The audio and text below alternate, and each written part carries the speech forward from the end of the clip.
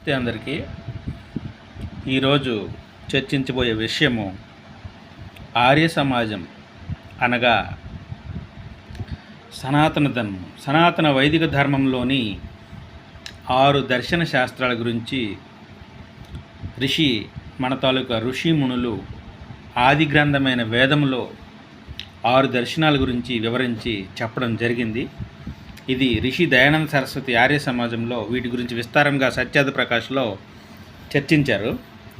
6 దర్శనాలు ఏంటంటే, మొదటిది వేదాంత దర్శనం, రెండవది న్యాయ దర్శనం, మూడవది సాంఖ్య దర్శనం, నాలుగవది వైశాచిక దర్శనం, ఐదవది యోగ దర్శనం, ఆరవది మీమాంస దర్శనం.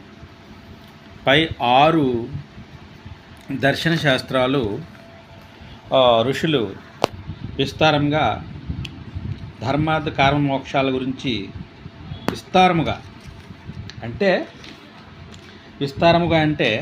ఇప్పుడు